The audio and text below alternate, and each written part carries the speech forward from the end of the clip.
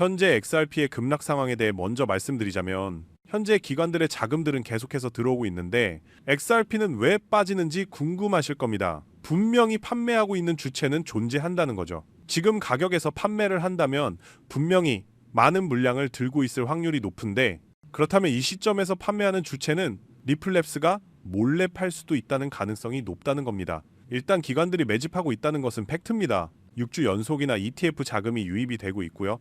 그래서 지금 외신들도 어떤 걸 주목하고 있냐면 21일 연속이나 10억 달러의 ETF 자금이 유입되고 있는데 XRP의 가격이 빠지는 것이 말이 안 된다고 보도하고 있다는 겁니다. 분명히 어떠한 특정한 매도 주체가 존재한다는 거예요. 기관들이 매집을 하고 있는데 이런 기관들보다도 훨씬 더 큰 물량을 보유한 주체가 이 XRP를 시장에 던지고 있으니 XRP 가격이 떨어지고 있을 확률이 높겠죠. 그러면 XRP를 현재 매도를 하고 있는 주체는 첫 번째, 장기 보유자들이 있죠. 1년 이상 보유하고 있는 장기 홀더들은 리플을 600원일 때 들어갔던 사람들입니다. 그 사람들은 지금 리플의 가격이 횡보를 해도 이미 엄청난 시세 차익을 보고 있다는 겁니다. 그래서 현재 저가로 매집한 홀더들을 다 털고 가려는 거죠.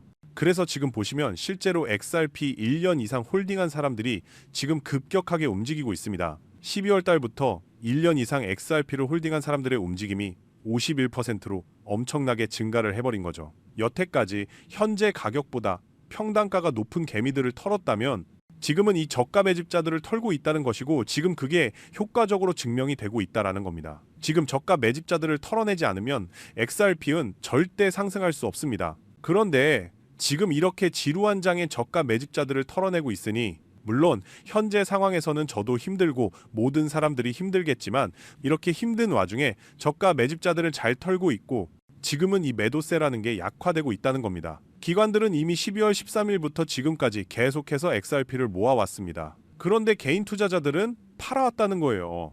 하지만 그 매도에 대한 클라이맥스가 12월 11일에 정점을 찍고 나서 매도세가 약화가 되고 있다는 것이죠. 그러면 이 두 가지에 대한 자료들이 의미하는 것은 저가 매집자들 1년 이상 홀딩했던 저가 매집자들은 지금 원활하게 잘 털고 있으면서 그러한 매도세가 완화가 되었다. 이제는 매도의 정점이 줄어들고 있다는 겁니다. 그래서 12월 17일에 비트코인도 이더리움도 흔들리고 있는데 XRP는 이례적으로 계속해서 매수 우위라는 것이죠.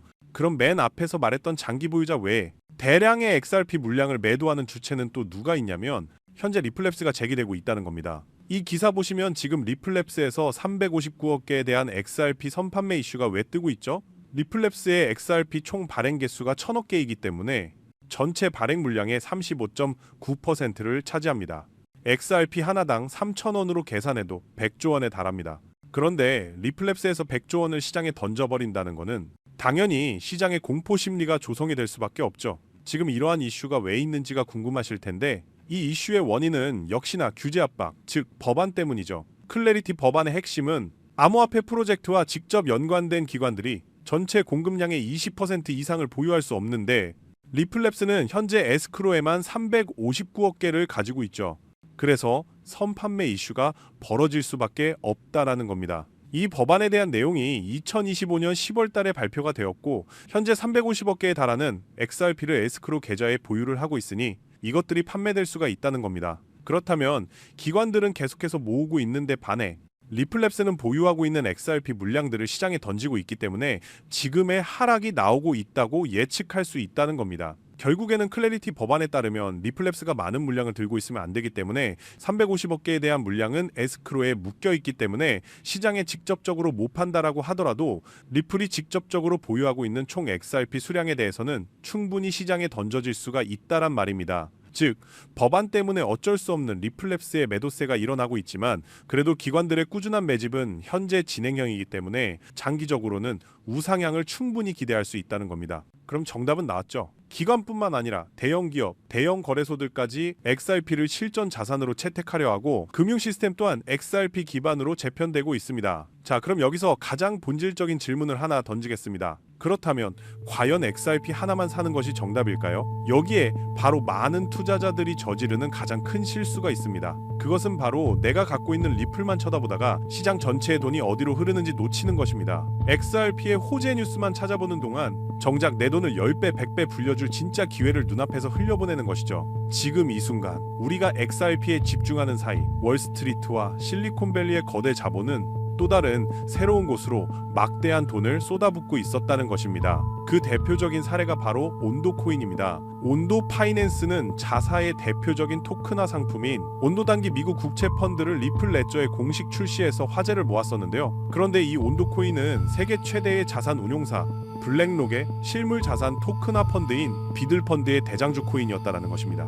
온도코인은 블랙록과 리플이라는 연관성으로 인해 리플이 오르자 1년 만에 초기 상장 대비 자그마치 4200%나 폭등을 기록했다는 것이죠. 이 당시에 들어간 초기 투자자들은 단 100만 원을 현재 기준 4억 2천으로 만드는 기적을 일궈냈습니다. 그렇다면 우리는 어떻게 이 제2의 온도코인 같은 월가가 비밀리에 매집하고 있는 단 하나의 알짜배기 종목을 찾아낼 수 있을까요? 그 해답은 차트나 기술적 분석에 있지 않습니다.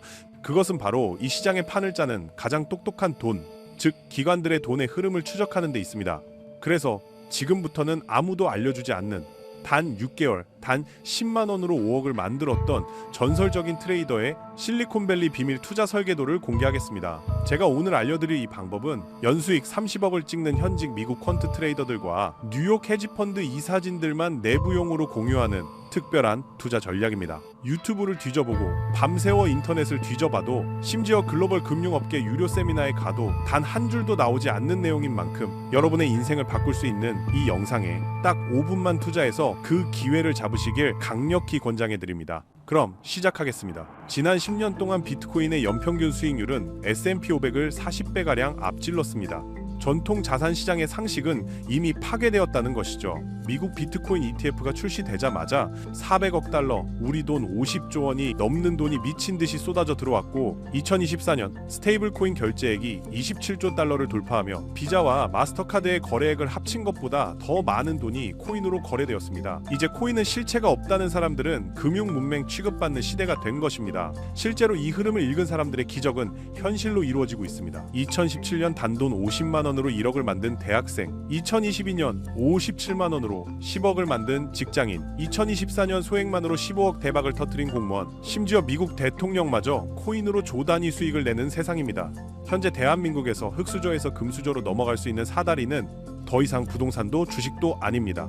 오직 코인 투자만이 유일한 해답이 되었다는 겁니다. 단돈 만원, 5만 원만 제대로 된 곳에 넣어 놓는다면 하루아침에 단칸방에서 한강뷰 아파트로 인생 역전이 가능하다는 말이 이제는 더 이상 농담이 아니라는 것이죠. 그런데 왜 우리 주변엔 이런 코인으로 대박낸 부자가 없을까요? 이유는 딱 하나입니다. 이미 덩치가 너무 커져버린 비트코인, 이더리움, 리플 같은 메이저 종목에만 목을 매기 때문입니다. 실제 과거 데이터만 보더라도 2021년 상승장에서 가장 높은 수익률을 냈던 것은 비트코인이 아니었습니다. 디센트럴랜드가 4000%, 2위로 보라코인이 2300%를 기록하며 진짜 인생을 바꾸는 수익률은 항상 기관이 선택한 중소형 종목에서 터져 나왔다는 것이죠. 자, 그럼 중요한 질문이 생깁니다. 도대체 저런 종목은 어떻게 찾느냐라는 것이죠. 현재의 코인 시장은 3천만 개가 넘는 잡코인 중에 운 좋게 하나 걸리는 도박판이 아닙니다. 코인 시장이 제도권으로 들어온 후부터 이 시장은 기관 자금이 곧 가격인 구조로 완벽하게 재편되었기 때문이죠. 우리는 이미 운용자산 일경 6천조 원의 블랙록이 사면 오르고 팔면 떨어지는 현실을 보았습니다.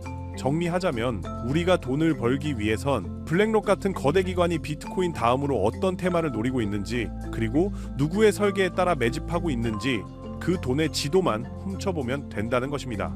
그래서 오늘 영상의 핵심이자 2026년 월가와 실리콘밸리가 가장 치밀하게 준비 중인 테마, 바로 피터 틸이 설계하는 디지털 경제 제국입니다. 현재 월가와 미국 실리콘밸리에서 돌고 있는 이야기가 있습니다. 바로 미국을 움직이는 건 트럼프가 아닌 그 뒤에 있는 보이지 않는 손 피터 틸이라는 이야기죠. CIA와 미 국방부의 1급 기밀 데이터를 손에 쥐고 막대한 자금력으로 대통령마저 만들어내는 킹메이커이자 팔란티어의 창립자인 피터 틸은 지난 10년간 비트코인이 유일한 디지털 금이라고 외쳐왔습니다. 시장 사람들은 그를 비트코인 맥시멀리스트로 철석같이 믿었었죠. 하지만 최근 그의 이상한 모습이 포착됩니다. 2023년부터 그의 펀드에 있던 수천억 원의 자금이 비트코인이 아닌 이더리움의 생태계로 흘러 들어가고 있었기 때문입니다. 비트코인이 최고라던 그가 왜 갑자기 갑자기 이더리움 관련 기업과 인프라에 돈을 쏟아붓고 있는 걸까요? 이 모순을 풀기 위해선 그가 실패했던 페이팔 1.0의 사업 계획서를 봐야 합니다. 그가 일론 머스크와 손을 잡고 만들었던 페이팔은 알다시피 과거 이베이 플랫폼에 연결되어 있던 단순 결제 수단이었죠. 하지만 그가 꿈꿨던 페이팔은 단순한 결제 앱이 아니었습니다. 정부와 은행의 간섭 없이 인터넷상에서 자유롭게 돈이 돌고 이자가 쌓이게 되는 독립적인 화폐 제국이었죠. 사용자가 페이팔 안에 돈을 입금하면 그 돈은 달러가 아닌 페이팔 내에서만 사용 가능한 디지털 머니가 됩니다. 이렇게 되면 은행의 승인도 필요 없이 단 한 번의 클릭만으로 송금과 결제가 이루어지는 것이었죠. 그리고 페이팔은 고객들의 자금을 단기 채권이나 머니마켓 펀드에 투자하여 막대한 이자 수익을 꾀했습니다. 즉 정부의 허가가 필요 없는 완전히 새로운 형태의 은행이었죠. 하지만 미정부는 통제가 불가능한 이 페이팔 시스템을 용납하지 않았습니다. 그렇게 규제의 압박으로 피터 틸은 2002년 페이팔을 이베이에 매각하며 이 원대했던 꿈을 포기하게 됩니다. 그런데 20년이 지난 지금 정부의 통제가 필요 없는 비트코인이 출범했고 피터 틸은 자신이 꿈꿔왔던 독립화된 은행 출범의 꿈을 다시 한번 꾸게 됩니다. 그 정답은 바로 이더리움 생태계에 있었습니다. 비트코인은 돈을 보관만 하는 금고라면 이더리움은 스마트 컨트랙트로 금융을 찍어내는 공장이었기 때문입니다. 비트코인은 단순 송금만 가능하지만 이더리움은 상상만 했던 모든 금융 프로그램을 만들 수 있다는 것이죠. 이것이야말로 정부도 셧다운 시킬 수 없는 완벽한 구조라는 것입니다. 그리고 이 관점으로 그의 최근 투자 행보를 보면 그 모든 그림이 명확하게 드러나고 있습니다. 피터 틸은 그저 이더리움이라는 자산을 매수하는 차원에 머무르지 않고 기관 전용 거래소인 블리시에 거액을 베팅하여 자금줄이라는 심장을 확보했고 뉴욕 당국의 규제를 통과한 팍소스에 자본을 투입함으로써 합법성까지 마련했습니다. 여기에 그치지 않고 코인데스크 인수전에까지 깊숙이 개입하며 시장의 여론을 주도할 확성기마저 거머쥐었습니다. 그리고 지난 2025년 7월 마침내 회심의 일격이 세상에 드러났습니다. 시장 전문가들 사이에서 이더리움 생태계의 중앙은행이라 칭송받는 비트마인이라는 기업에 피터 틸이 이끄는 펀드가 최대 주주로 등극한 것입니다. 이 놀라운 소식이 전해지자마자 해당 기업의 주가는 단 일주일 사이에 무려 3,950%라는 경이로운 폭등세를 기록했습니다. 그리고 미국 정부의 규제를 피하기 위해 감시탑 역할을 할 수 있는 자신이 창립한 팔란티어까지 연결했죠. 저는 지금 이더리움에 집중해야 한다고 말하는 것이 아닙니다. 기관들의 거대한 진짜 자금이 몰리고 있는 이더리움 내의 가장 강력한 인프라 지원 종목을 이야기하는 것인데요. 자, 그럼 이제 이더리움이라는 공장과 비트마인이라는 금고, 그리고 팔란티어라는 감시탑까지 이 완벽해 보이는 피터 틸의 제국에 딱 하나 빠진 마지막 퍼즐이 있습니다. 이 거대한 디지털 제국이 완성되려면 현실 세계의 수많은 자산들, 예를 들어 부동산, 주식, 채권이 이더리움 제국 안으로 들어올 수 있는 초고속 연결 통로가 필요합니다. 그 최종 후보에는 역시나 저렴하고 빠른 속도를 자랑하는 리플이 있고요. 하지만 정말 중요한 핵심은 아직 대중들에게 알려지지 않은 또 다른 저평가된 초고속 연결 시스템 종목이라는 겁니다. 그래서 오늘 제가 알려드릴 이 종목은 제가 6개월간 피터 틸의 포트폴리오를 이잡듯이 뒤져 찾아낸 피터 틸 제국의 마지막 퍼즐이자 유일한 연결 프로젝트라 말씀드릴 수 있겠습니다. 이 종목은 월가 내부 문건에서 프로젝트 X라는 암호명으로 불리며 실물자산 토큰화의 1순위로 손꼽히는 종목입니다. 지금 워싱턴과 월가에서는 이 프로젝트가 단순한 코인이 아닌 백악관의 뒷문으로 들어가는 유일한 열쇠라고 부르고 있습니다. 왜냐하면 피터 틸은 단순한 투자자가 아니라 지난 대선에서 JD 벤스를 부통령으로 만든 실질적인 킹메이커였기 때문이죠. 이 사실상 피터 틸의 아바타가 백악관의 2인자 자리에 앉아 미국의 가상자산 규제를 이 프로젝트에 유리하도록 통째로 뜯어고치고 있다는 뜻입니다. 게다가 트럼프 대통령의 장남 도널드 트럼프 주니어가 주도하는 월드 리버티 파이낸셜 프로젝트의 핵심 기술 파트너 목록에도 이 종목의 기술적 기반이 피터 틸이 설계한 이더리움 인프라와 정확히 겹치고 있습니다. 게다가 미 국방부의 데이터를 다루는 피터 틸의 회사 팔란티어가 이 종목의 결제 시스템을 보호하기 시작했다는 가장 강력한 시그널입니다. 이 완벽한 권력의 삼각편대가 완성되자마자 현재까지 블랙록을 포함한 12개의 헤지펀드와 4개의 글로벌 은행이 이미 물밑에서 대규모 담보계약을 체결하고 자금 집행을 카운트다운하고 있습니다. 현재 이 종목의 가격은 0.2달러, 우리 돈 약 300원에 불과합니다. 하지만 월가 분석가들이 제시한 적정 가치는 최소 6개월 안에 단순 계산으로 3만%의 상승 랠리로 평가하고 있습니다. 하지만 제가 여기서 종목명을 바로 공개하지 않는 이유는 단 하나입니다. 최근 제 정보를 훔쳐가서 유료로 판매하는 업자들이 있기 때문입니다. 저는 그 어떤 채팅도 운영하지 않으며 이 정보는 오직 제 채널 성장을 진심으로 도와주실 열혈 구독자분들에게만 이 기회를 드리고 싶습니다. 참여 방법은 아주 간단합니다. 지금 보시는 영상 제목 아래 더 보기 버튼을 누르면 파란색 링크가 보이실 겁니다. 해당 링크를 눌러 간단한 설문에만 응답해 주시면 제가 직접 확인 후 피터틸의 마지막 퍼즐이 담긴 심층 리포트를 한 분도 빠짐없이 100% 무료로 보내드리겠습니다. 늘 말씀드리지만 무리하지 마시고 하루 점심값 또는 커피 한 잔 값 정도면 충분합니다. 기관들의 프로젝트가 시작되면 초기 물량은 순식간에 사라집니다.